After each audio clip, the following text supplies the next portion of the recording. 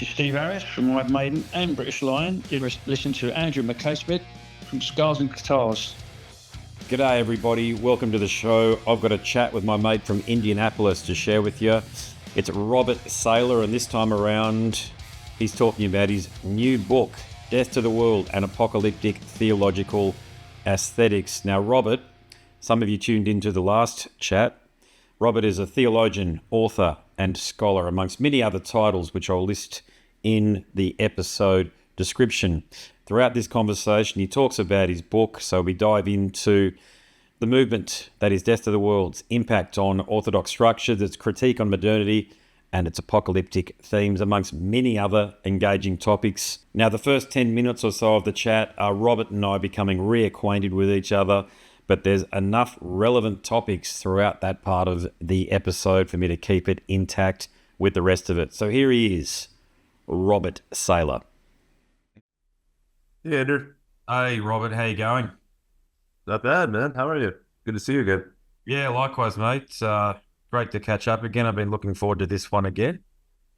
Me too. Yeah. How's everything been going? How are your studies and all that?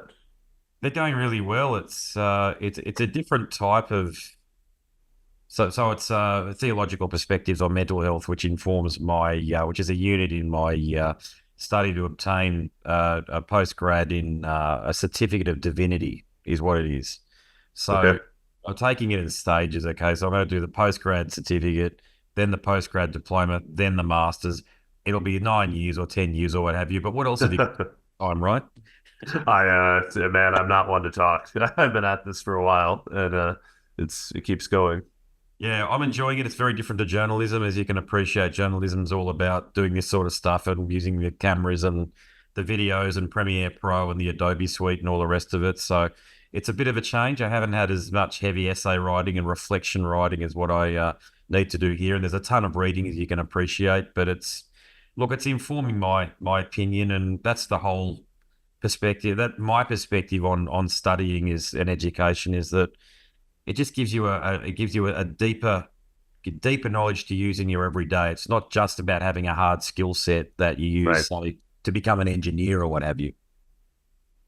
One of the things I've really noticed, especially as I've gotten older, is that like the people who seem most alive, the people who seem most like dialed into life, they're curious about something and they're learning about something. Like the people I know that are just kind of walking through life, kind of dull and numb and so on. They're just not curious about anything anymore. They're not learning.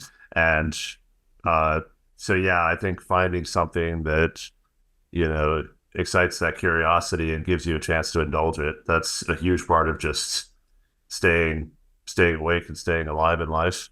That's so true. Yeah, that's the it's not a cheat code exactly, but that's the method that I've found that I'm not saying I'm old. I say this a fair bit on the show, but I'm 46, so I'm not suggesting for a minute that I'm approaching older age or what have you. But just think back, say 30 years ago to when in our youth, and we looking at photos of our parents back then when they were even younger, in their mid 30s or late 30s, they look older than us now. Yeah. I think you're right in a lot of cases. And yeah, I think some of that does have to do with, if we so choose, we have access to things that just weren't a possibility, a generation ago. Yeah, exactly. So look, I've making a determined effort. I'm singing a lot more in the band. I don't know whether I've got what it takes to be a front man yet, but I'm certainly doing a lot of the singing at the moment, still playing bass primarily, and playing the acoustic guitar with it. But as long as you're always going toward something which is building out some type of skill set in your life, I believe that's just something. Just keep on putting one foot in front of the other, and especially I might have shared this with you last time, but I don't drink these days as well. So there's no Friday night beverages or what have you. So you find yourself with all this time and energy to devote to something, and it's got to go somewhere, right? Absolutely, yeah. And it's in terms of like engaging a craft, you're talking about leaning more into singing and so on. One thing that I've really noticed is that the people that I consider to be like absolute masters of their craft, I'm thinking about like great I've been fortunate to meet some great composers, like Arvo Pärt and so on, sort of at the top of their game. Great artists, thinkers, that sort of thing. They tend to be the most humble.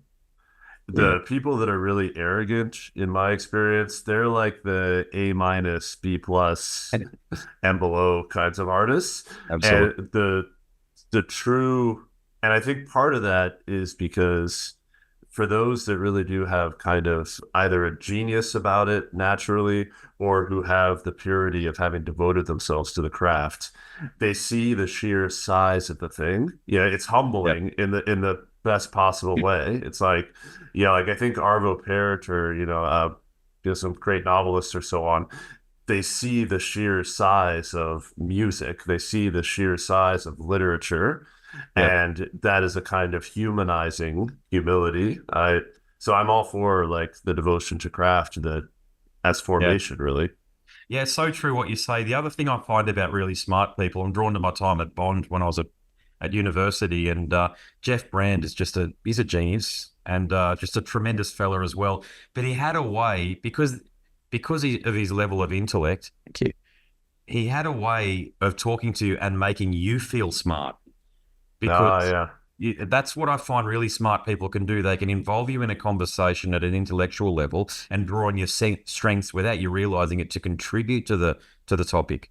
You're so right. Yeah, yeah. And it's right, because it's a kind of, if you don't have that, then there's a sort of anxiety to like, oh, I've Yeah, got to establish dominance, I've got to establish my credentials.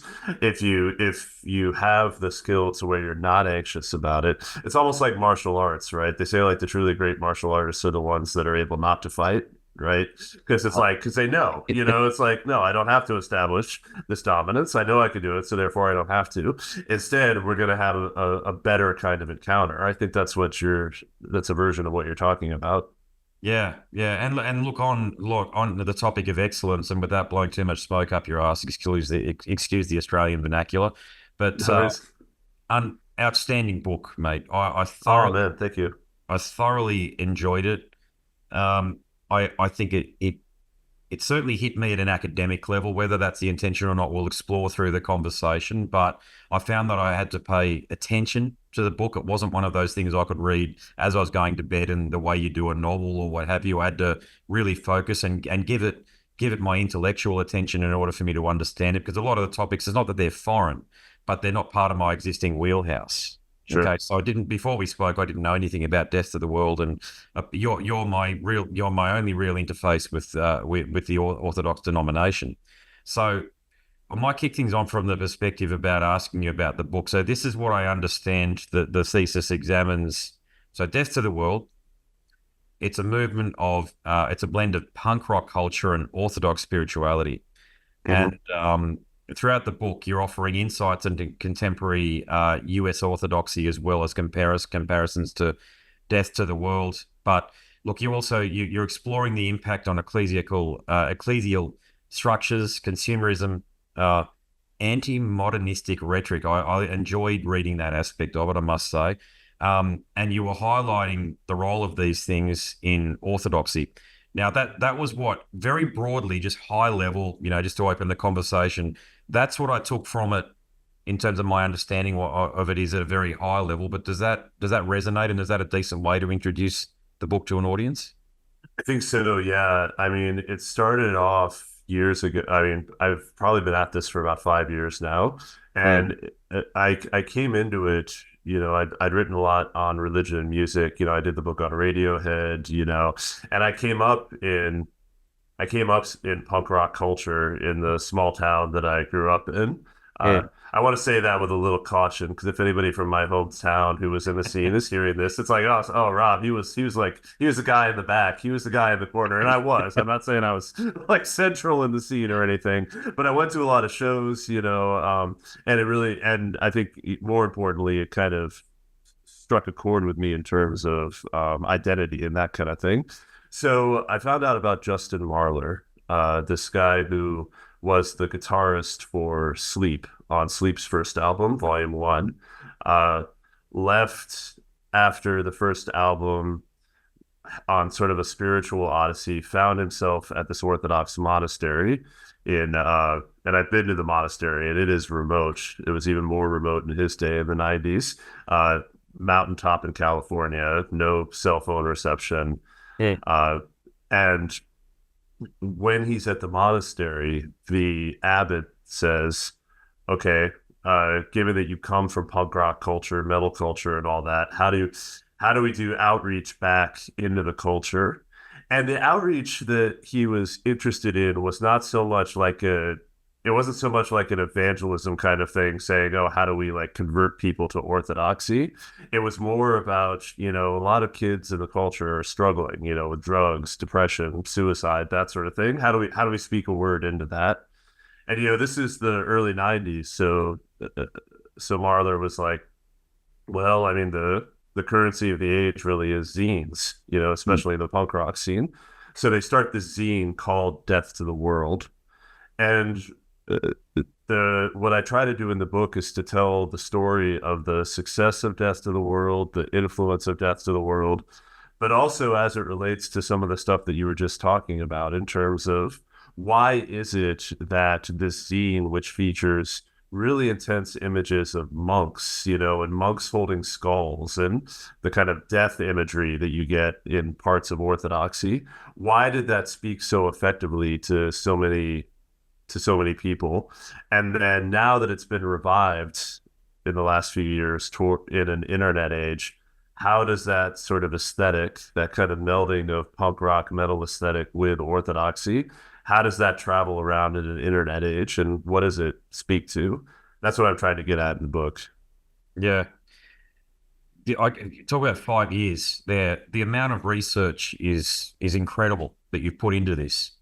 So was there anything unexpected or any challenges that, of course there would have been. So what were those challenges or the unexpected issues that you encountered? Yeah, that's a great question. I mean, I think it was probably the first book I've written where I was, I'm a scholar, right? But at the same time, to do this kind of research, you do form relationships with people. And I went through all the normal university procedures, IRB, that kind of thing. But at the end of the day, I was very aware of the fact that I was writing about not only about living people, and it's different to write about scholars where you sort of, as a scholar, you sort of expect, oh, other people are going to be critiquing my work, that kind of thing. This was more engaging, I don't know, people at an existential level, like stuff that was really life and death, is really life and death to them.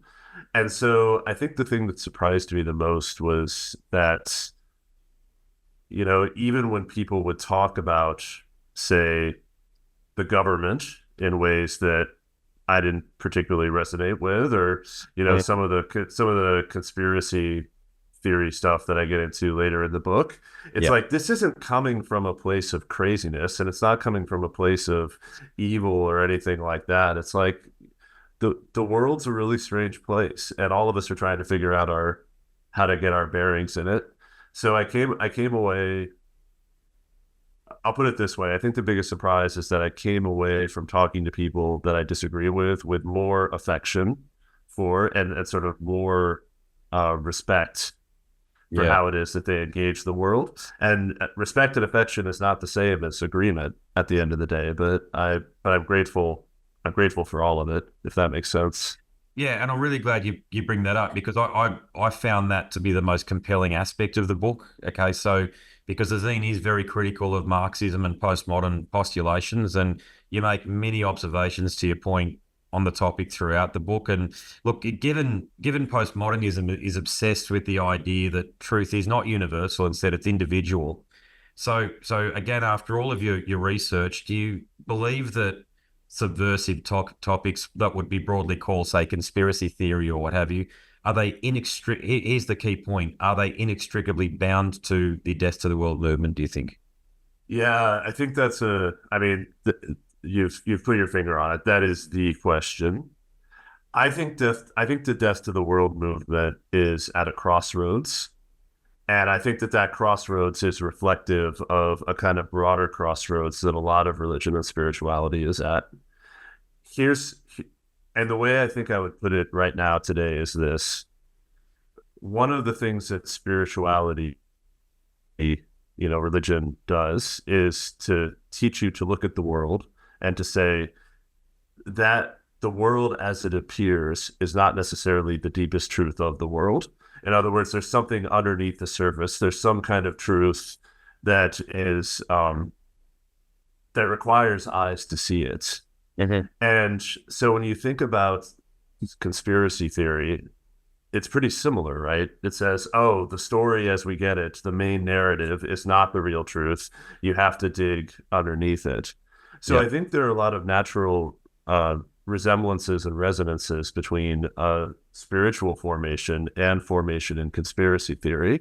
I think for both of them, at the end of the day, the question becomes, what is the fruit of that? Is the fruit of that you become sort of more curious, more open, not open in the sense of no boundaries or, there's no such thing as truth, but open in the sense of, wow, truth is really complex. I need to continue to learn more and more facets of it. Or does it close you off, put you into a defensive isolationist posture to Well, say, okay, I distrust more and more of the world. I distrust more and more people.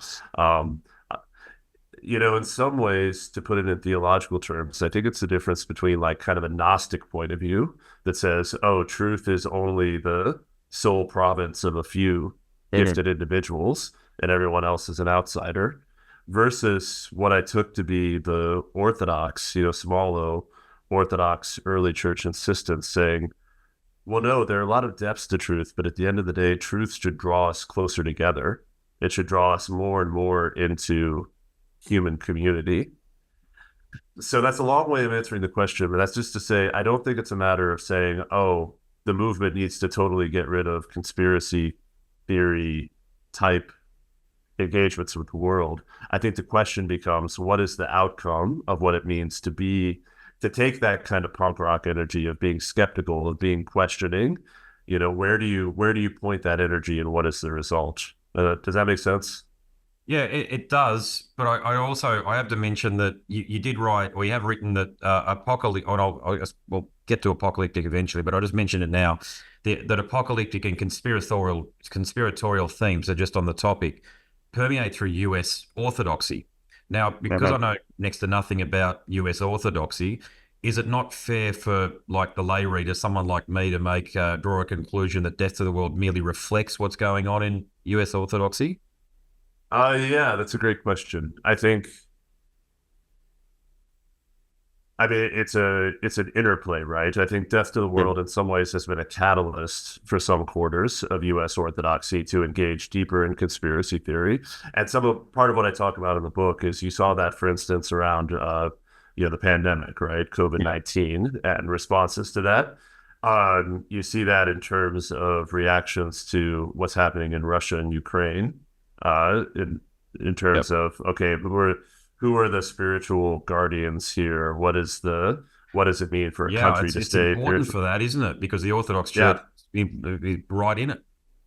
absolutely. Yeah, I mean, we're talking about the largest, demographically the largest Orthodox church in the world, the Moscow Patriarchate, going up against a very sizable Orthodox church in Ukraine, and there are all sorts of for those who sort of dig around in the news, there are all sorts of ecclesial politics alongside the geopolitics Yeah, there.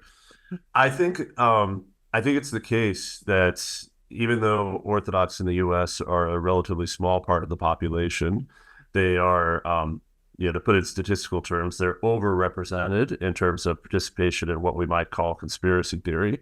yeah, And as you saw in the book, I try to wrestle with, okay, what do we even mean when we say conspiracy theory? yeah. And I like the way you what did that, by the way. Yeah, yeah, one man's conspiracy theory is another man's just truth, right? yeah, So that's how do we adjudicate that?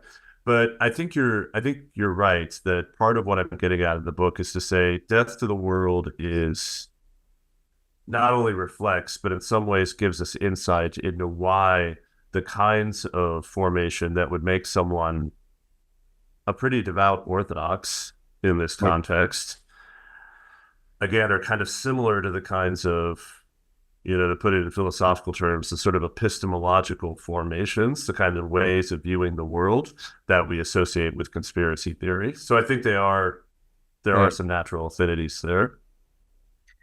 So the first part of I mentioned apocalyptic, so I'm going to talk about that now. To what extent, or is it at all? Now, I'm only going by what I've read, and I've only read the book once, and I think it requires another read. So I'm going to look forward to reading it again in a couple of months' time. But the movement itself is inspired by, my choice of words here, the yet to be sanctified patron saint, Seraphim Rose. Okay. Mhm. So his outlook seems to be fairly apocalyptic. So it Absolutely. is so you can probably see where I'm headed, which is that is the apocalyptic theme, if you like, associated with death of the world, is it more of an artifact of Seraphim Rose than it is Orthodoxy? I think if you walk into I'm going to say the average Orthodox parish in the United States, particularly what we think of as the ethnic parishes, so like Greek Orthodox parishes, Antiochian, more Middle East Orthodox parishes, you're not going to get a whole lot of apocalyptic. In other words, yes, this particular emphasis upon apocalyptic and otherworldliness and the idea that history is getting worse and worse and is headed Yeah. towards Yep. uh, kind of, well, the advent of the Antichrist and sort of the rise of the Antichrist and so on. That is a particular kind of melding of Orthodox content with something that I would argue is more characteristically American. And you see that in like Hal Lindsey, like Late Great Planet Earth. A lot of the 1970s and 80s evangelicalism has a pretty apocalyptic tone. So yeah, someone like Father Seraphim Rose, in the mid to later 20th century, it's tricky because it's not clear how much of that he actually read, but it was in the air. And what he does in a lot of his writings is to take pretty deep knowledge of historic Orthodox sources and meld it with this apocalyptic worldview. And he's reading Nietzsche, he's reading Dostoevsky, so there's this really intense kind of Yep. existential bent to it. He's also thinking about the recent history of Russia, in which, under the Soviets and so on, under Stalinism, Leninism, you know, potentially upwards of millions of Orthodox Christians and priests were persecuted, martyred, and so on. Yeah. So he's looking at the world and he's saying, "Oh yeah, when politics goes deeply wrong, as he saw it going wrong in Bolshevism and so on, Yeah. Yeah. the church suffers." And that corresponds to this idea that history is getting worse and worse, and it's moving towards this cosmic confrontation between good and evil. Wow. Okay. Yeah. Hold that thought. I'm just going to ask a question about the Romanovs and the Tsarism. I think if I'm going off my memory here again, I haven't written this bit down, but Orthodoxy or Seraphim Rose, are they more so by their nature? Oh, no, let's focus on Seraphim Rose. Is by his nature, is he anti-Bolshevik? Yeah, absolutely. Yeah, there's an icon of Tsar Nicholas, who's a saint within Russian Orthodoxy. There's an icon of Tsar Nicholas III at the monastery Yeah. where Uh-huh. Yeah.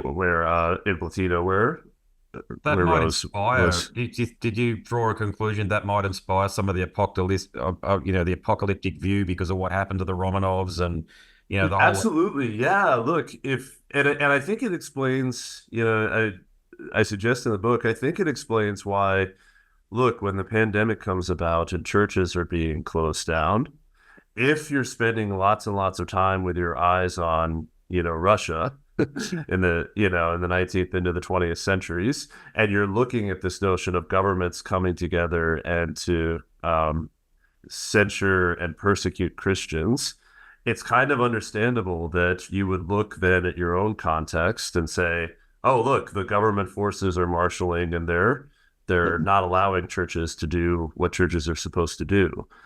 Again, personally, I that's not how I view what's happening in the pandemic. But what I'm trying to say in the book is that it goes pretty deep into Orthodox theology. It's kind of our theology of the icon, that what you spend the most time staring at is going to form you, right? Yeah. The reason why we Orthodox stare at saints and at biblical images in icons is because we think that you eventually become more like what it is you spend most of your time looking at.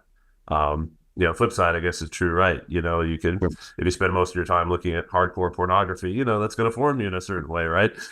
And so, if people really have their eyes on this kind of persecution narrative that is tied to the governments and that has in back of it, in the case of the Bolsheviks, like atheism, right, and like anti-religion, yeah, absolutely.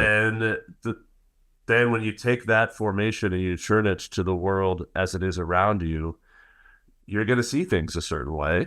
And so I think that to get back to your original question, this is not necessarily mainstream orthodoxy in the United States, but I think when people talk about the character of orthodoxy in the United States, a lot of people are surprised by the strength and intensity of that kind of apocalyptic currents.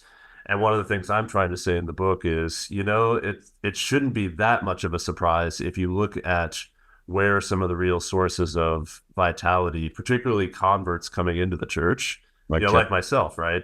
Yeah. What are they reading? What are they bringing into it? And someone like Rose is really providing a template for being able to take that kind of apocalyptic energy and use it to make sense of the world around us.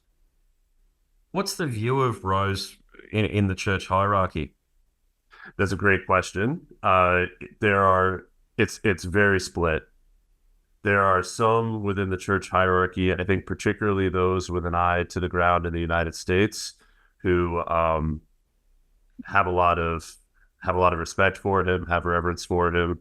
The case for his canonization has been taken up actually by the Georgian church, the country of Georgia, yeah. But there are major supporters of that in the United States. That said, I would say the majority of, I'm going to say like Greek, sort of the more demographically numerous Orthodox in the United States, either have never heard of him or regard him as kind of an eccentric living up on a mountain who wrote some strange things about toll houses and that kind of thing. So his reputation. So when I talk about Rose in academic circles in Orthodoxy, a lot of times I get sort of puzzled stares. It's like, okay, he wasn't a theologian teaching at a university. He wasn't a bishop. He wasn't someone with status in the normal ways that Orthodox figures get status. However, I would say for people who are sort of clued into a lot of the on-the-ground dynamics in American Orthodoxy, they hear Rose, and it's like, oh yeah, he's kind of the font. He's the template for a lot of this energy that we're seeing. Yeah.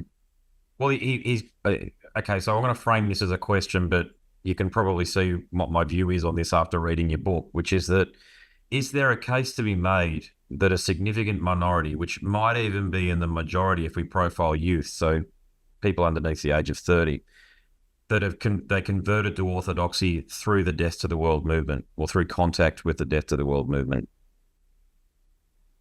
Yeah, I think so. I think if you right now there are all sorts of studies of what people are calling a surge in converts into the Orthodox Church in America, and I've worked with some. I do some demographic statistic stuff on the side, and I've worked with some church bodies to try to do surveys and studies of, okay, what is it that they're reading, what is it that they're engaging, and what they tend to be engaging. And this gets to this is another important aspect of this point. Culturally, in all sorts of ways, we are moving away from what I would call celebrity culture into something more like influencer culture. I see this even with my kids. My kids are sort of aware of celebrities, like, movie stars, rock stars, that sort of thing. They're very aware of online influencers, like TikTok stars, YouTube folks. Like that's what they're spending a lot of their time consuming. And if you think about it, celebrity culture is kind of conservative. And what I mean by that is there are very specific channels by which you become a movie star. There are very specific channels by which you become a rock star, influential musician, right? Mhm. However, influencer culture, hopping on TikTok, hopping on YouTube, hopping on Substack and building up your audience that way, that is far more, that is far less regulated, right? That is far less, it's kind of the Wild West in terms of how people make it there. The analogy then that I would draw is that if you think about the church, you've got your structures of classic influence and authority, right? You can become a priest, you can become a PhD academic teaching at a university or seminary. In other words, there are these recognized modes of authority, but then you could also be someone who hops on the internet, has charisma, has an ability to tap into something, and all of a sudden your voice is far more influential for folks than the voices that are coming out of these more established channels. My point being that when you look at a lot of people that are converting to Orthodoxy now, especially men of like 45 and under, and you ask them, okay, how did you become aware of Orthodoxy? What were you getting into? What were you engaging? A much higher percentage of them are naming influencers, Orthodox influencers, and a lot of those influencers are throwing up the death to the world hashtag. A lot of them are talking about Seraphim Rose. A lot of them are talking about the rise of the Antichrist or the rise of the New World Order. So, absolutely. To the extent that we're seeing this convert surge in the United States, a high percentage of them seem to be not only consuming, but kind of participating, metabolizing this more apocalyptic outlook. It sounds like Orthodoxy is a lot more nimble as a denomination compared to, say, the mass of the Catholic Church, and it can take advantage of influences. Is that a decent read on things? Yeah, I really appreciate you saying that, because I think for myself and some of my other friends that are writing on Orthodoxy in the U.S., I think part of what we're trying to get past is this image of Orthodoxy which to be fair, Orthodoxy often tries to give this image of itself, right? It tries to say, oh, we are unchanging. We are, no surprises, no, like, you come in, you know exactly what you're getting. We're unchanging. And I mean, it's not that there's no truth to some of that, but absolutely, when it comes to how this actually gets lived out, this is dynamic. This is evolving. It's impacted by everything that's happening in the culture. And yeah, actually, as a religion scholar, that's what actually gets me really excited, is when we take these, in the book you saw, I sometimes talk about it as like energies, right? You take these energies that come from, okay, yeah, we're solidly rooted in this ancient tradition, but then you've also got this like energy coming out of punk rock, right? Like, question everything, go against the system. You would think that those two things would be at odds, but what happens when they actually come together? And it's like, oh yeah, it's going to be F the system. Yeah. But the method of doing that is actually to draw upon these ancient religious themes and this sense of truth that you get in Orthodoxy. That I think is what is so powerful about Death to the World. And as I say in the book, I'm a fan. Like, I offer some criticisms and some cautions about some aspects of what I'm seeing, but I think the Death to the World impulse really does put its finger on something and the way I would describe it might be, look, if you go all the way back to the ancient church at the time of the conversion of Constantine, and, all of a sudden Christians go from being a persecuted, marginal population to being right at the center of Roman imperial power. Yeah. What do a lot of Christians start doing? They leave the city and they go out in the desert. They become desert monks. Right. Why? Because it's like, oh, it's too easy to be a Christian in the city now. We have it too good. We've got to go out and reclaim this sort of aesthetic vision that is against all of the systems that up until recently the church recognized. I'm talking about like the Roman Empire here. Yep. The church recognized as being really unjust and problematic. And I think Death to the World picks up on that same kind of energy. I think it picks up on that same, and, and I think that I think that impulse, it's not that every single Christian is called to do that, but I think Christianity throughout time has always benefited from those who are willing to have that impulse to say, no, we're getting too comfortable here. Yeah, We got to have at least some people that are willing to go out in the desert. absolutely. Yeah, great point. And look, another point is after all of your research, how would you respond to an observation, which might even be a criticism, that the movement, so Death to the World, presents too narrow a view of Orthodox, and the key point here is the Orthodox spirituality? I think I think that if someone only sticks with Death to the World, then that's absolutely right. I think the very first line of the book, and I was talking to Father John Valadez, who's the priest that runs the movement now. And I remember I was sitting having lunch with him in California, where he's a priest. And he said, we print in black and white in order to teach people to see color. And, he said that, and I spent a lot of time trying to figure out what he meant. But the more we talked, the more I realized, okay, in a way, he's saying that the zine and the movement are designed to speak to people who have been living in this punk rock metal aesthetic, skulls, darkness, death, that sort of thing. Yeah.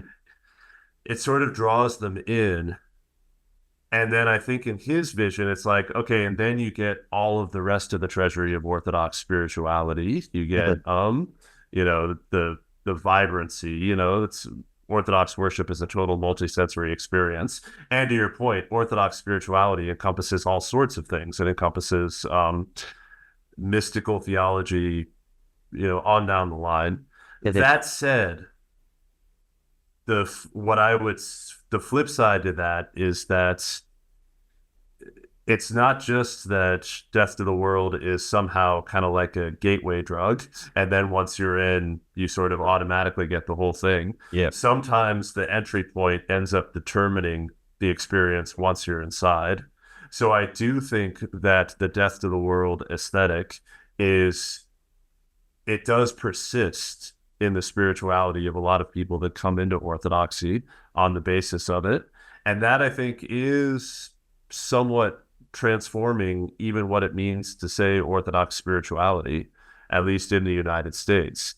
So it's kind of a both and. And I think that absolutely, I think some of my friends, people I really respect who know Orthodoxy, they would look at Death to the World and say, look, if this persists, if this becomes the main orientation of someone towards Orthodoxy, then that is too limiting a vision. The flip side to that, I think, would be it's sort of the classic convert versus cradle thing, right? I think some people who come in with the intensity of like a Death to the World frame, they're going to look at some cradle Orthodox and say, you're not intense enough. You're not serious enough. I don't think that's a fair critique at all, but I think that you always get those dynamics in terms of convert versus cradle stuff, if that makes sense. It does. And throughout the book, and I hope this is a good segue, but I love the way you frame the, and I'm going to call it a tactic, bait the switch. You use that a fair bit. Yeah. So can you share with people what you mean by that? And it's certainly been something that people have criticized, I think, Death to the World about, isn't it? Haven't they? I think so. And I think what they're looking at is, and there are lots and lots of analogies with this, I think, especially within American evangelicalism. Look, if you think about like Christian rock or like, there's a whole other conversation there. I get into that in my Radiohead book, actually, about, when did Christian become a way of saying, okay, lower your expectations about the quality of what you're about to engage, right? Because there's a history there. But yeah, there's definitely, and I grew up in sort of Bible Belt Midwest, and I saw this a lot growing up. It's like, oh yeah, let's hook the kids in. Let's like do rap music and worship, and then the theory is they'll come for the rap music, and then they'll get the gospel, and then they'll Yeah. become And for the obedient rap, stay for the gospel. Yeah. yeah, exactly. And that is the classic sort of bait and switch. Yeah. And that just, I think there's all sorts of reasons to be skeptical about that. And so yeah, it's a really important point you're raising, because I think a lot of people, especially if they're formed in that kind of evangelical mindset, or if they grew up around it, they look at Death to the World and it's like, oh, that's just the same old thing. It's just the Orthodox version of that. Hook them in with the punk rock, and then The cool once graphics, they're in, yeah. And I don't, even with what I just said about the whole sort of we print in black and white so that people can see color. Or there have been times where Father John has said, oh, it's kind of like bait on a hook. So I think that definitely is in the mix. That said, I would again go back to, well, but some people come in, and even once they're in fully, even once they're full on Orthodox, they keep this thing going and they build on it. I mean, another thing I talk about in the book is it's not just Death to the World anymore, right? There are a lot of artists, Orthodox artists, that have been inspired by Death to the World. And so, my friend Christian Grimm, who runs a thing called 13th Vigil. If you go on 13th Vigil, you're going to see T-shirts and clothing that melds Orthodox theology with metal stuff. There's a bookshop out in California, Punks and Monks. There are all sorts of folks in the Orthodox Church now that are taking the Death to the World thing and running with it, which is one of the reasons why I talk about it as a movement, not just like a single zine or a single website or so on. So anyway, to your point, it's like, yeah, some people might look at it and say, oh, it's just that same old bait and switch. But I think if you actually look at what's happening once these folks come into the church, it's more interesting than that. It's more of a, well, what does it mean to actually put this kind of aesthetic in conversation with broader Orthodox spirituality and continue to explore what it means to meld the two?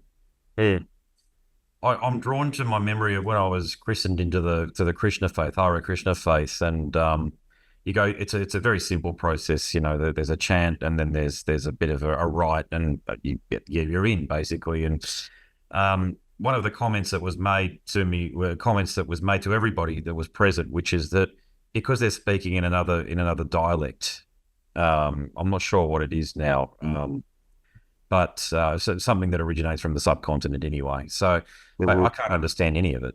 Okay, but they said it doesn't matter that you can't understand any of it. These are words inspired by God. It's like honey. You don't have to understand how honey is made in order to enjoy it. Now, to what extent do you think that plays a role in, say, the Orthodox hierarchy giving their blessing to Death to the World? Oh, that's interesting. Yeah. By that's a different place. Necessary. Yeah. Yeah. That's a different place than I thought you were going with it, but I like where you went with it. Yeah.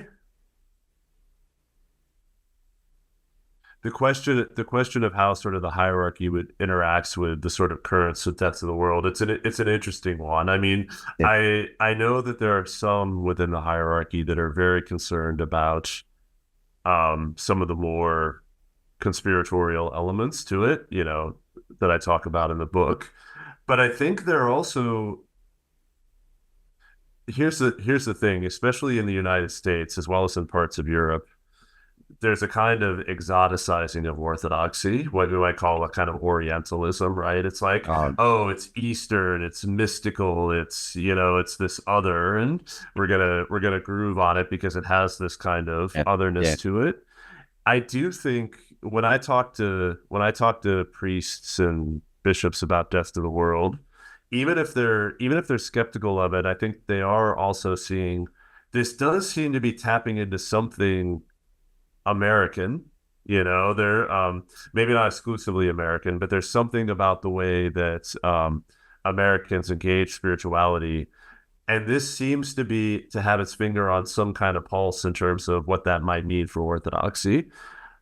I think a lot of people are trying to figure out, okay, if there ever is a U.S. Orthodox church, an American Orthodox church, North American, the way that there is a Greek Orthodox church, the way there's a Russian Orthodox church, the way there's a Romanian Orthodox church, what would that look like? Like, what would be the sort of signature elements? Right now, as we speak, for instance, there's a conference, a second annual conference happening in the southern United States, the Bloodwell Conference, in which a lot of Orthodox folks, including some folks that I know are pretty influenced by Death to the World, they're coming together to talk about the relationship between Orthodoxy and U.S. Southern culture, like Dixie culture, that kind of thing. And and it's got that same thing where like some people would look at it and be like, oh, is that a mix of some problematic elements? Other people might look at it and say, no, that's what needs to happen. If the church is going to be alive in a given place, it needs to be in that kind of metabolic interaction with the culture around it. So yeah, I think that the world is one of several experiments that are happening in the United States right now, asking this question.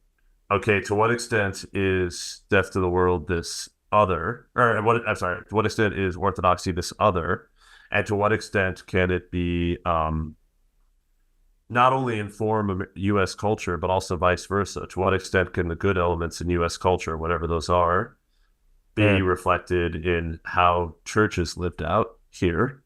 But that being said, you brought up the critique of like the anti-modernism and so on. I mean, a lot of this energy is, here's a major difference between Death to the World and a lot of what we look at as like Christian nationalism here in the United States. A lot of Christian nationalism in the United States sees the U.S. culture as fundamentally good, fundamentally aligned with Christianity, and therefore the two need to get closer and closer together. To be a Christian is to be a good American. To be a good American is to be Christian. And we need to not only strengthen that up here, but we need to spread that around the world. That's sort of classic Christian nationalism. The Orthodox stuff that I'm looking at is more likely to say, look, a lot of U.S. culture is fundamentally decadent. It's fundamentally flawed. It's not a matter of bringing the two closer together so that U.S. culture in its mainstream form can somehow influence the church. But again, that's where kind of the punk rock impulse comes in, right? Because what does punk rock say? It's like, yeah, mainstream culture is messed up. It's fake, it's phony, it's ethically problematic. So I think another natural melding between what we might think of as a punk rock mentality and an Orthodox mentality here in the United States it picks up on that energy again of saying, look, the mainstream that you see either on, morning news or in a lot of U.S. Christian parishes, that's not the real story. The real story is this more underground thing. Yeah. Oh man, so many great points there. You got my mind thinking. But I want to, just before the thought for the question escapes you, I've got to ask, because Father John and Father Justin, have they read your book yet? Yeah. It's so Justin has he's gone on Facebook and said he's really liked it. I could share that because he's been public about it. I sent it to Father John. I did consult with him about the parts where I mentioned him directly. Again, I did the whole IRB thing. I haven't heard back from him yet. I don't know if he's gonna. Here's what I don't want to have happen, and I'm a little worried. I'd actually be curious about your take on this. I don't want it to come off as, oh, old school Death to the World was great, and then somehow in its revival, that's when everything went south. I don't think it's nearly. I don't think it's Yeah. I don't. Oh man, I like the band's early stuff, but then they sold out. I don't want it to be. I don't want it to be that kind of vibe. But I do think that. I think it has more to do with, like, as I say in the book, it has more to do with like an internet age, right? A zine age where this stuff travels in, as opposed to an internet age where all these different energies and all these different algorithms come together. But No, I've talked to Father John about it. And I said, look, when I wrote my Radiohead books, I said I really love this band. I think I think this album is less good than this other album, but I'm saying that as a fan, right? I'm saying that as a nerd for the band. But you'd I be hope correct I when you hope say this their new book comes stuff. off and You're correct when you say their new stuff sucks compared to yeah, yeah. with that band. No, that's it. Yeah. It's like I hope it's like I want this to come off as fandom and as sort Yeah. of music criticism in the positive sense, like, oh, I dig on this vibe, not this other one. And I hope for those that like me are fans of the movement, whether they're fans of all of it, whether they have similar kinds of critiques. And I mean, I've talked to people on all ends of that spectrum. I Yeah. hope people read it and they're like, oh yeah, Rob really thinks that there's something cool happening here. Again, it's just kind of a caution around, look, anything that's interesting these days, particularly in religion, it's going to be swimming around in a lot of different waters and it's going to be drawing energy from a lot of different places. And some of those influences I think are positive and are ought to be encouraged. And others are, I think, draw energy from problematic places. And we just need to be cautious about that. So Right. anyway, I hope the book is read in that spirit. I think so. It's as I say, I tend to view it more as an academic text, if you'll allow me to call it that. And from that perspective, it's impeccably researched from an Thank academic you. standpoint. I mean, the amount of referencing that you've gone to the extent of, I mean, of course you have, because as I say, I feel it's an academic text, but underneath Mhm. everything, that's a book unto itself to actually go there and discover the various referencing that you've researched and the like. So no, look, you've been careful to make you've made what I would describe as broadly speaking balanced arguments supported by sources. Okay, so I Thank don't you. think so. I don't think so at all. It's something that, look, these things are always in the eye of the mind of the reader in this case. Okay, so look, I did just very quick story. I did an interview with Steve Harris of Iron Maiden recently, and Oh, nice. it was the highlight of my podcasting career. As you can, Man. apart from this chat, of course, So Of course. Yeah, yeah. Me and Steve yeah, Harris right there. yeah. but Nah, man. But look, it's a bit like I've heard this of when you interview Metallica, the fanboys came after me, and you get that, Yeah. all the regular listeners were just stoked for me. The people who've been listening for years, they're just thrilled that I got the interview, and I got a lot of musicians who tapped into it and liked it as well. But mate, you get these fanboys. There's people that sit on the periphery, if you like, who aren't really participating, not musicians, just sort of music fans in inverted commas. Not that there's anything wrong with that, but wow, they had some rocks for me. And mate, the bottom line is, I think if you're keeping everybody happy, here's the key point: you're not doing your job. Yeah. I think that's right. And I think, and yeah, and two, like the way that something stays alive is by critical engagement with it. I think it's it's the old saying, but it's true. Like the only things that don't move are dead things, right? If it's alive, it's moving. If it's alive, it's changing and evolving and so on.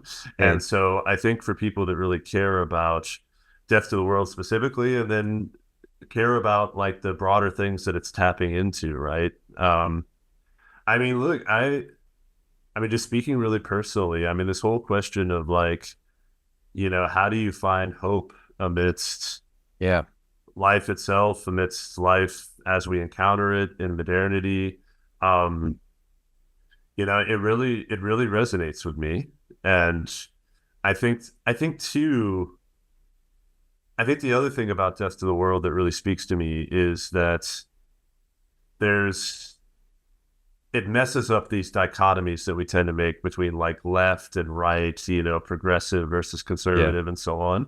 Because I mean, I think at the end of the day, pretty much all of us, if we're paying attention, we're sitting here and we're saying there is a massive gap between the way the world ought to be and the way the world is, right? right, And if you're a Christian believer like myself, that ought is inspired by a vision of love, right? And intention. It's like God created the world to be a certain way. We were supposed to live a certain way. And and we're not there, and the consequences of us not being there are horrific and heartbreaking, And and and so this notion that, look, we need to harness our faith, our belief, our hope, and first and foremost, we need to find the kind of hope that gets us up in the morning and keeps us, having kids and sending them out into the world, and all the things we do in our daily life. But then also, in a broader sense, speaking a word of truth into a hurting world. Like, that's, to me, that's not a left issue, a right issue. That's not a progressive issue. That's a conservative issue. I mean, like anything else, it tends to fall out that way. But I I hope people, I'm always looking for things where it's like, oh, this is tapping into something that is not a kumbaya sort of unification, like, oh, we can all get together, but more a sense of, no, this actually speaks to something that is pretty hardwired into all of us and gets past a lot of the bullshit divisions that I think keep us, frankly, from ever making progress on the other, because it distracts us into the pleasures of oppositional politics, which is junk food. that's Kind of all. pleasure. Yeah, Yeah, which is junk food, right? It it's all feels really bullshit, good for a mate. second, I and then know. you feel awful afterwards. It's terrible. Yeah, I know. So, hey, here's a question I've been wanting to ask you. Okay, Yep. so well, this is the first question that came to me when I finished the book. Okay, Yep. to what extent do you think the apocalyptic and the anti-modernistic rhetoric of death to the world veers into nihilism? Yeah. Yeah. No, that's a great question. And I mean, just for context, for those who, you've read the book, for those who haven't, nihilism, this notion that, there's a fundamental meaninglessness, is the great opposition. That's what Death to the World sets itself against, right? It's like, it's either truth or nihilism. That's the whole Death to the World pitch. And so your question of, okay, given how intensely it leans into this anti-modernist kind of rhetoric, does it end up actually reproducing the very because we've thing got to that it lead sets this itself life. To your against? point, to your really well made point, we are forced to lead this life. I mean, it's next to impossible unless you join a monastery to go onto a hill or into a desert somewhere and not participate in life, because we're not solitary creatures. So yeah, I don't know whether I haven't formed an opinion on that point, but that's why I thought it was important to ask. Yeah, well, I mean, I love the question. I think to me, it really correlates with, okay, if you think about someone that's a tried and true punk rocker, they're in the life, they're lifers, they're in it, all the authenticity. There's a big difference between those we know that have channeled that into building something, into something constructive, versus those who just stay in the moment of negative energy, right?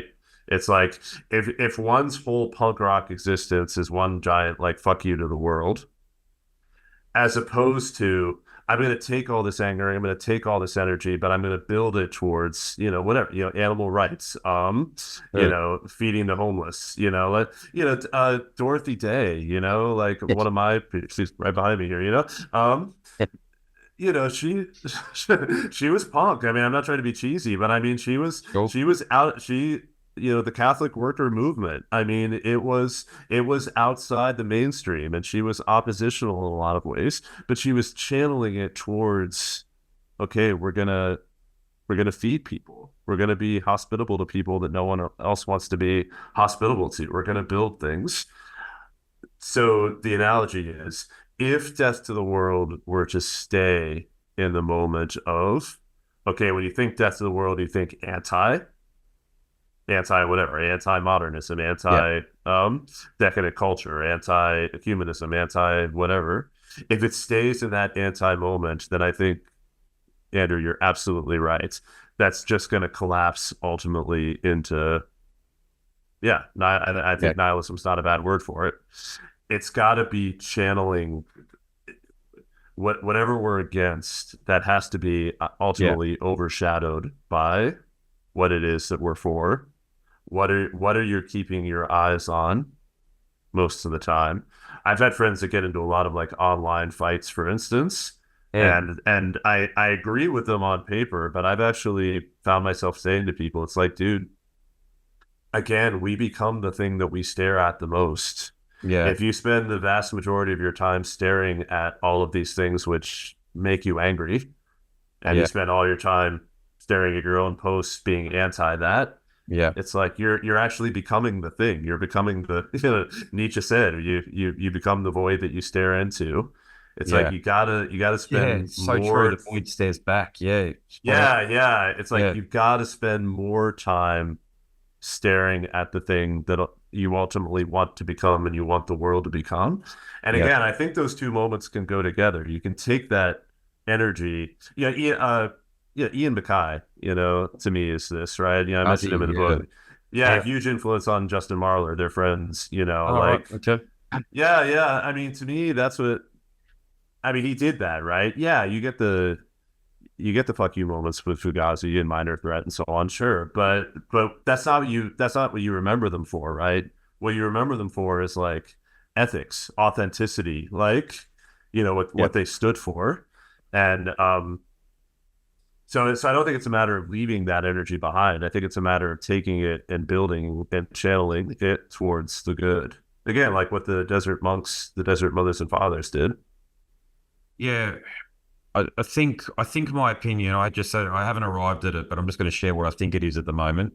I think the zine does a very good job of pointing out what's wrong, but also saying here's what's also right. So it's not a bait and Yeah, switch at all. It's just saying, hang on a sec, we're gonna recognize what doesn't work, because a lot of people are arriving at death to the world because they're fed up and yeah. they feel that spiritual emptiness and they're clamoring for something, a deeper meaning. So it gives them that confirmation. Yes, we feel the same way you do, but this is where we're headed. And I think you've painted that picture in the book sufficiently. Thank you. Yeah. I think that's right. And again, that's when I go back to saying, I'm a fan of the thing. It's for that reason, right? It's not just the anti moment. It's the look. And I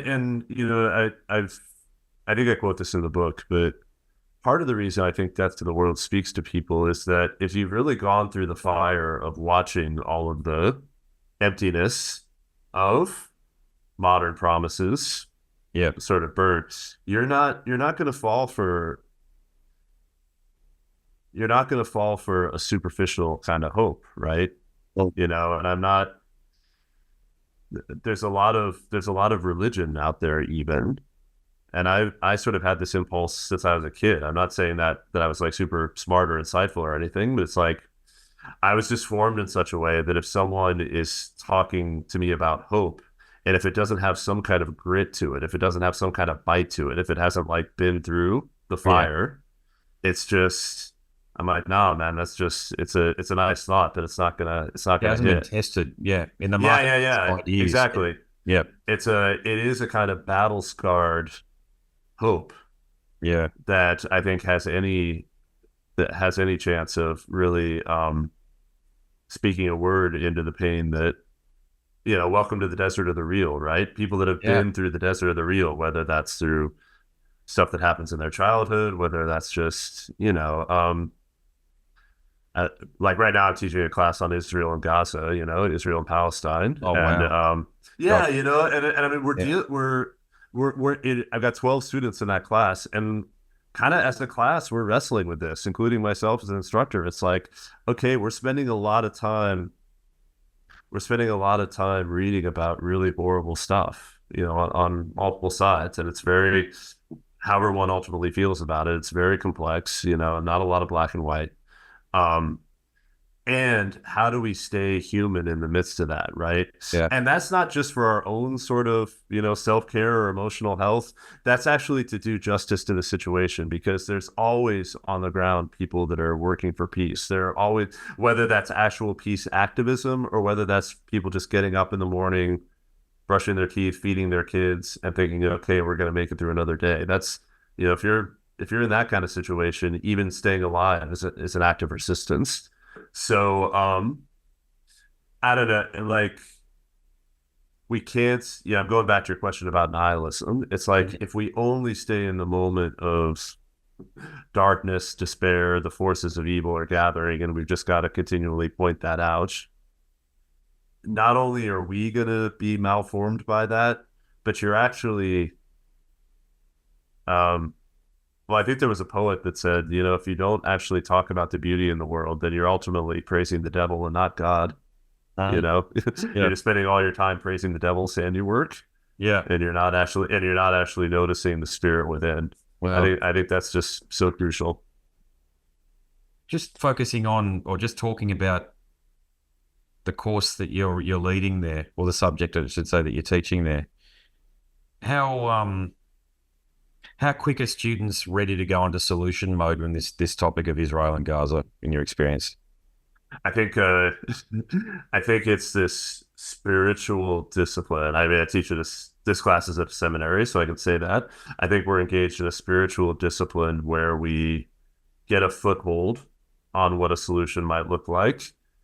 Then we read something, we engage something that kind of knocks us off that pedestal. It's like, Yep. oh, it's not as simple as that.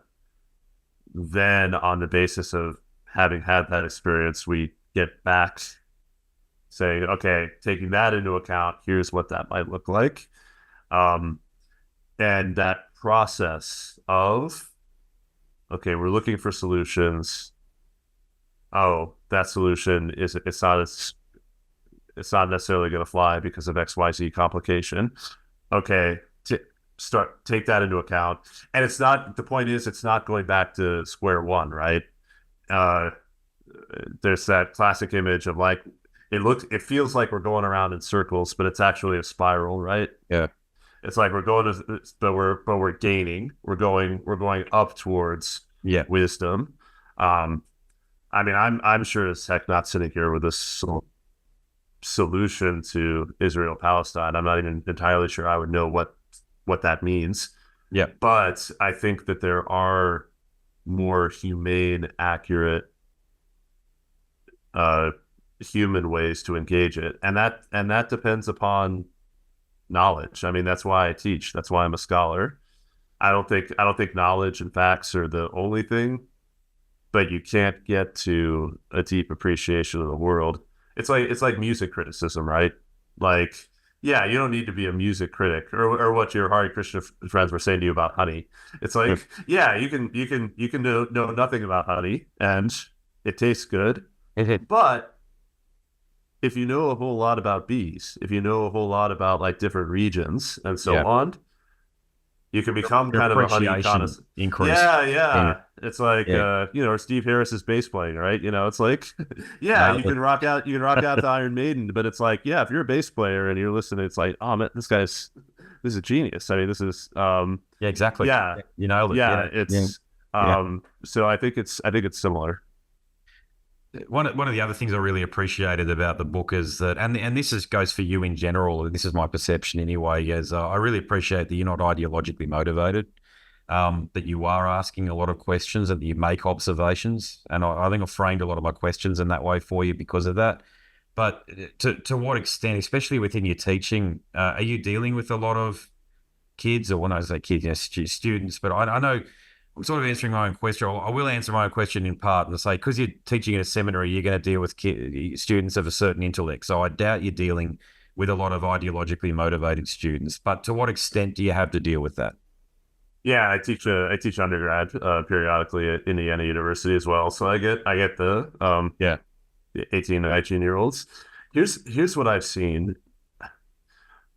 A lot of, let's say kids, let's say like Gen Z-ish, right.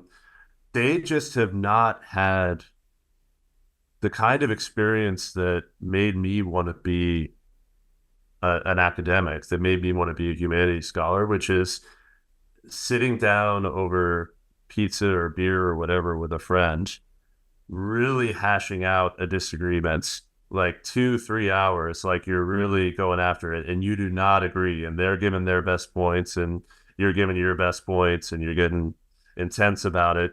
And then at the end, it's like, man, we are such better friends for that. Like I could do this all day. Like I love this. I just had a great time. and I feel better. I feel like my arguments have been improved. They haven't had that experience. The experience that they've had is, oh, if I disagree with someone, I'm going to get flamed. I'm going to get canceled. I'm going to get, Yeah. you know, so the only people that I'm going to talk about my stuff with are going to be people that I know. The algorithm, Yeah. online or otherwise, has forced me into a tighter and tighter box of people that are like-minded enough to where I can speak my mind, and I can't have the, and I see that in the classroom.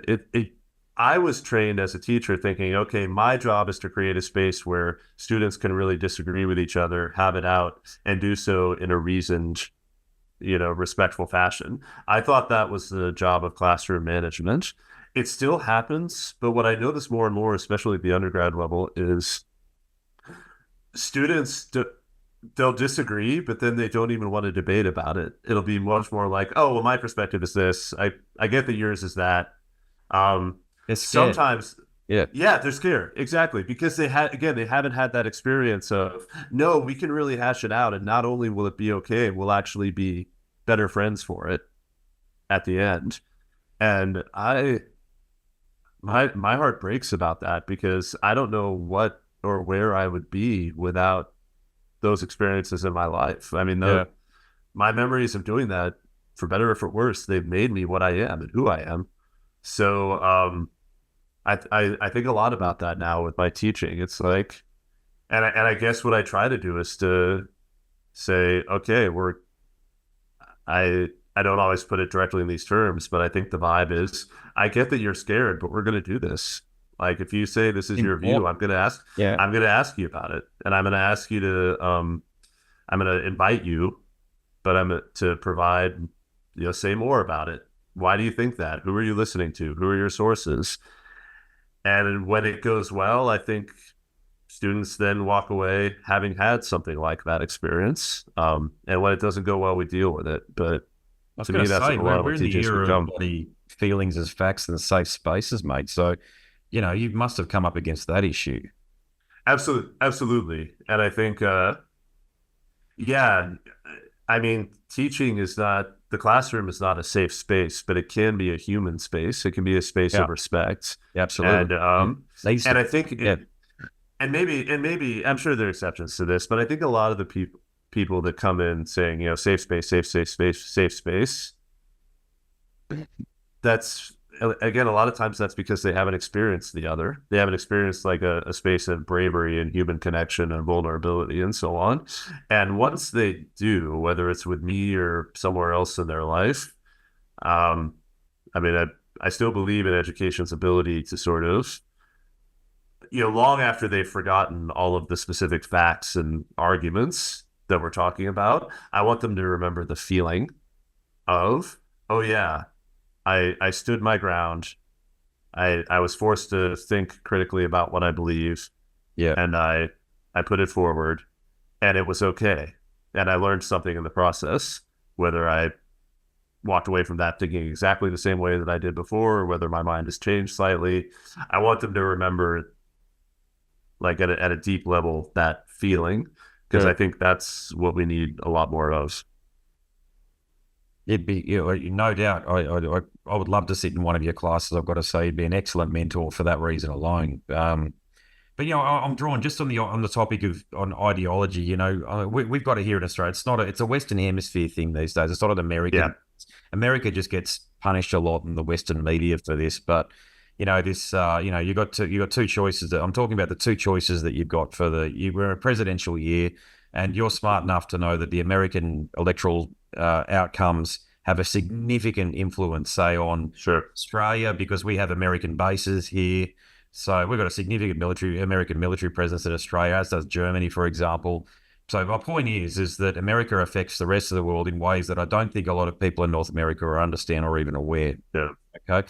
So do you have a take, or are you willing to what extent are you willing to talk about what's going on with the electoral process when we've got two people who, I'm pretty sure I'm right in saying this for both of us, are pretty bloody unpalatable? Yeah, I think,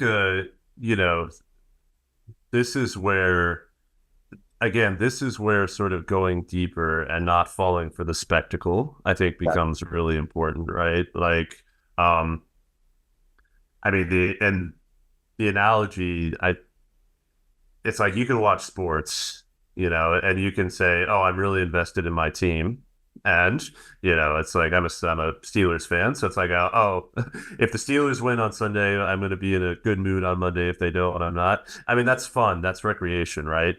The problem becomes when that same basic mentality moves over into the complexities of the same politics, right? It's like, oh, this is my team, as opposed to saying, look, this is the diagnosis you just gave. It's like within the American electoral system. And I was actually a friend of mine is another musician friend is Australian. We were in London recently. We were talking about the next bassist store drummer. Yeah. Lloyd Swanton. We were talking about the Australian electoral system compared to America. And I mean, and I know yours is not perfect, but I actually do think you all have done a better job of sort of widening systems. Yeah. And you've sort of widened the palette. You've widened the array of choices. I think, and what you then get, and maybe this sounds oversimplistic, is that when it's always this choice of two teams, Steelers versus Ravens, Republicans versus Democrats, you end up it feeds this binary. Yeah, it feeds this binary to where all of a sudden it's and the place you see it is that people stop listening to each other, and all they're listening for is code words. Yeah, right. Like it's, oh, you just said inclusion. You must be a crazy hippie lefty. Oh, you just said truth. You must be a radical conservative. It's like everyone's just listening for the code words that are going to send them off on their. Yeah. And that's a thinking problem, but it also then it becomes a technology problem, because again, then the algorithms take over. Yeah. And so I think that I think the United States really has a lot to learn about what it means to put in place structures that will allow for a broader palette. We try to do that sometimes with third-party stuff here, but that just doesn't. The system is not built to allow that to gain traction. So so my politics then just goes. I was talking about this the other day. My politics really have become pretty hyper local, to be honest. And I know that local doesn't touch, nuclear war, that billions of dollars in foreign aid. I mean, I know there are huge issues that can't be worked out at the local, right? But I just, I'm like, start with your local school board, start with your local sheriff, start with your local co-op. Yeah. And try to, and I don't mean that in an isolationist way, like, bunker up, with 10 other preppers. I just mean, I think what I mean is don't spend all your time on the spectacle that doesn't really care about you. Spend time in the direct visceral connection that does care about you. And then maybe collectively we build up from there. I don't know. Some days I'm hopeful about it, some days not.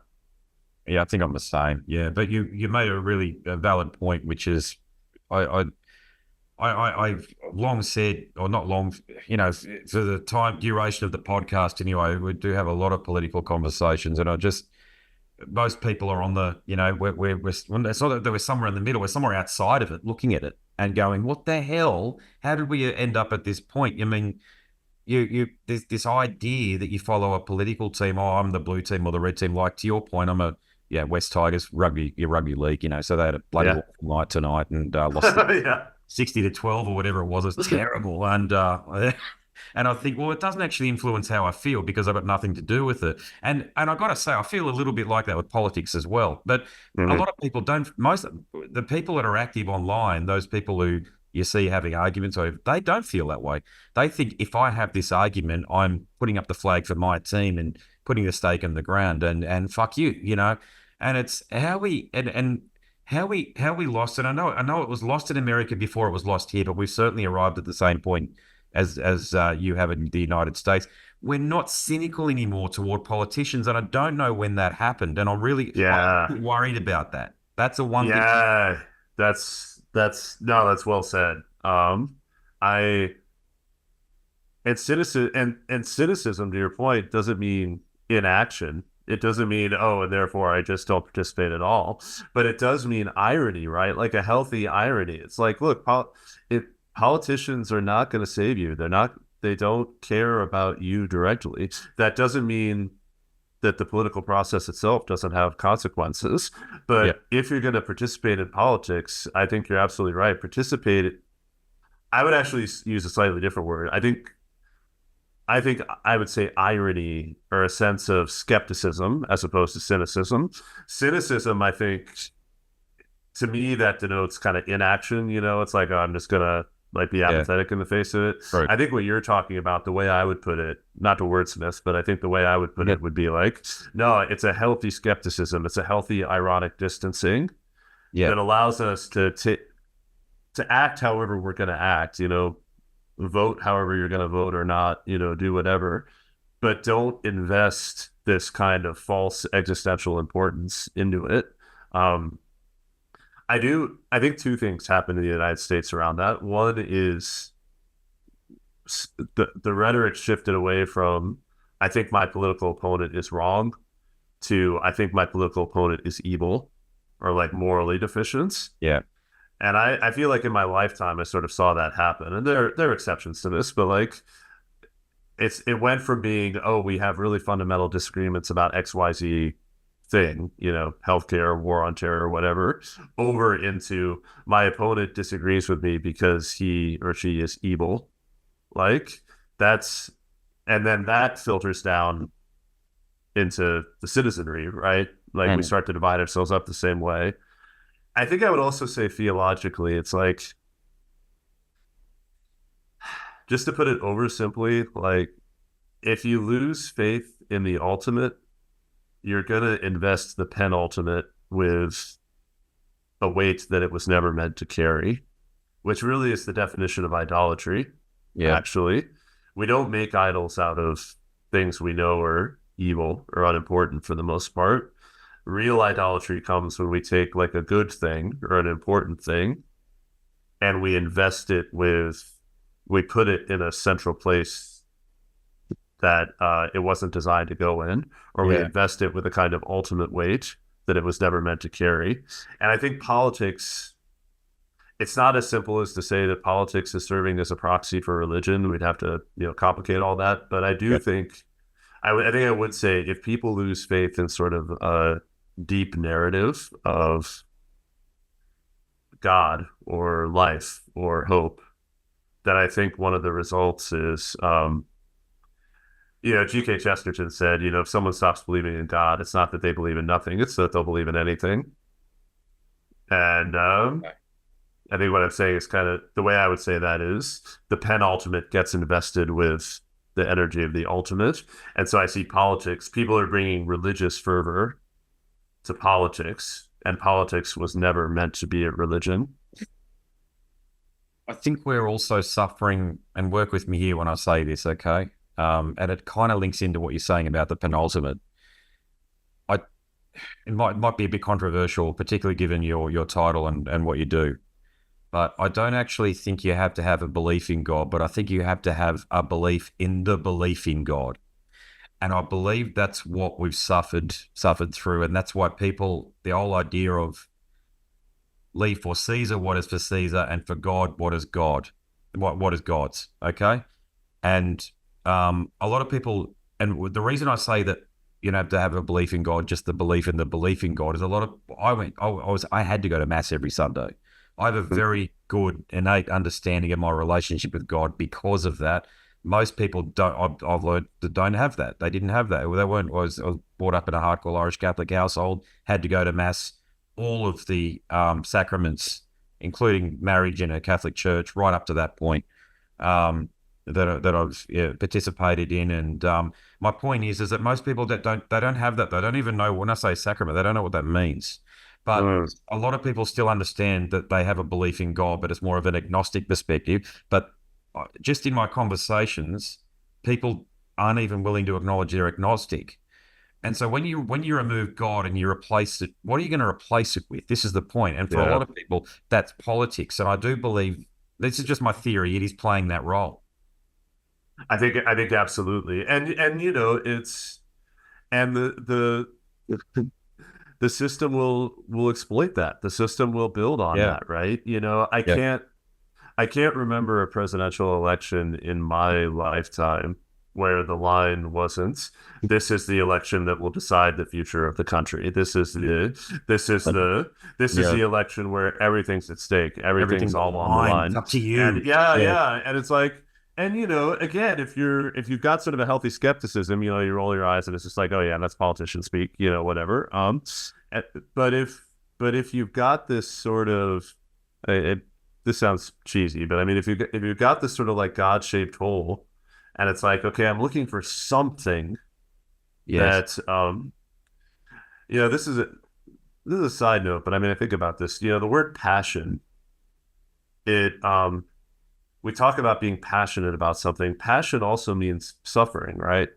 In Latin, you know, the passion of the Christ. Yeah. I think we talk as if people are looking for the thing that will bring them the most pleasure. I actually think that people are looking for the right things to suffer for.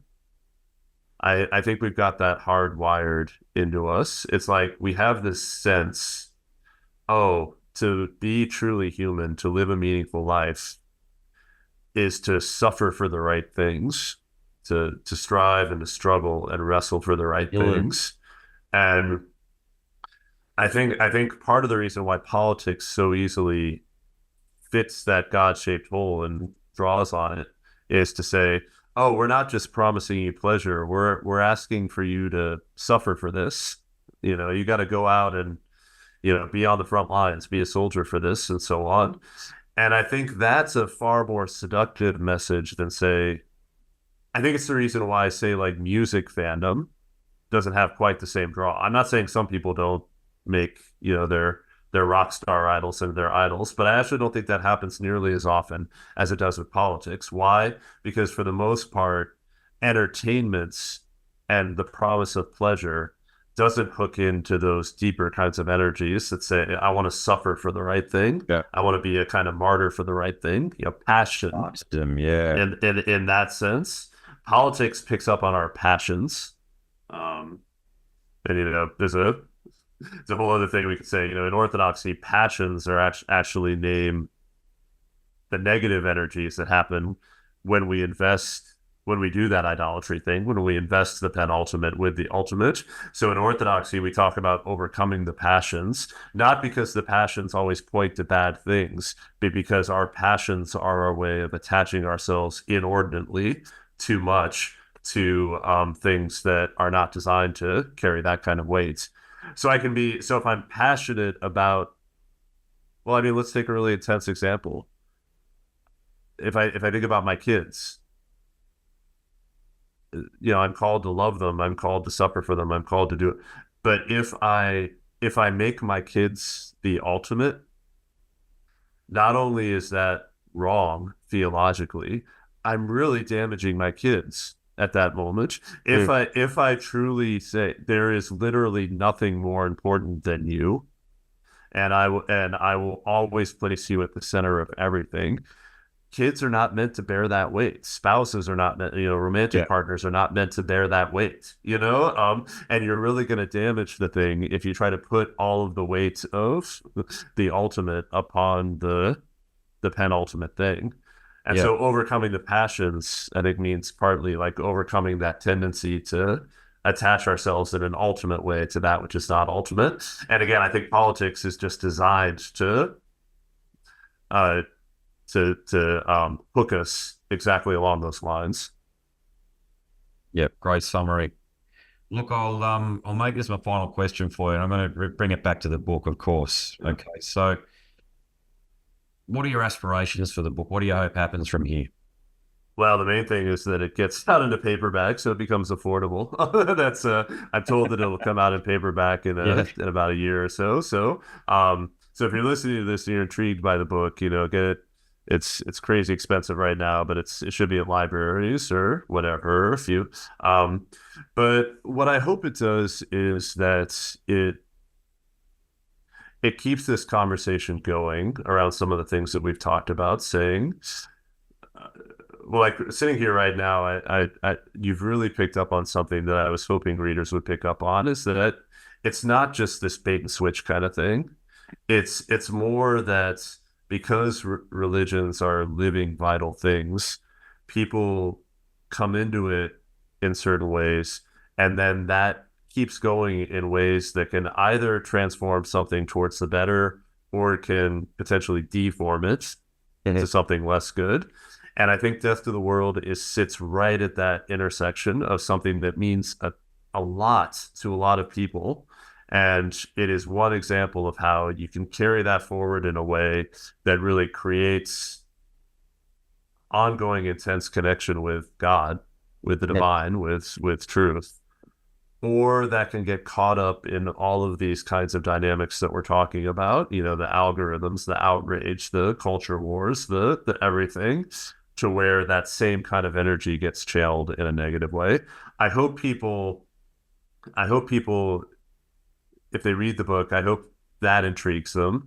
And then I hope they start seeing that in lots of other places, and they get curious about, okay, what does it mean for this energy to get channeled the right way as opposed to the wrong way?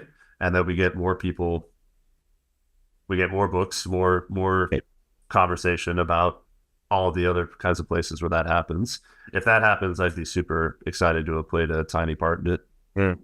Yeah, I want to thank you finally for participating in the two conversations that we've had, because it's the direction that I want to add more conversations like this. Of course, we will talk again, no doubt. But sure, my audience isn't stupid, and I don't treat them that way at all. Like, there's this whole bloody thing with extreme metal's a bit different. It does attract a different type of person, but yeah, heavy metal is a music for idiots or what have you. I've never treated my audience that way, and I can tell you that the podcast audience in particular really hooked into our last chat. And I even, just to give you this bit of feedback, I'm good mates with Jamie from Demu Borgir, and he told me our chat was the best episode I'd ever released on the show.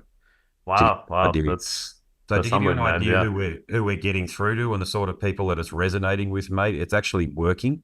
So, the work you're doing and the sort of conversations that we're willing to have, mate, they are resonating, and that's really important. Wow, that's awesome. And yeah, I always love our chats, on and off the record. So let's keep it going. Thanks for everything that you're doing. Rightio, there you go. Another worthy conversation with my mate from Indianapolis, Robert Saylor, theologian, author, and scholar. I really enjoy these chats actually with Robert, and I hope to do many more with him and with others as well. If you are, or if you know an academic that would like to come onto the show and talk about their book, hit me up. It's just another string to the bow that makes up the quiver. Is that the right way of describing it? You know what I'm trying to get at. It's just something that expands the horizons of the show. There you go. All right. My name is Andrew Mackay-Smith, and I'm the host of Scars and Guitars. Until the next one, it's a very good bye for now.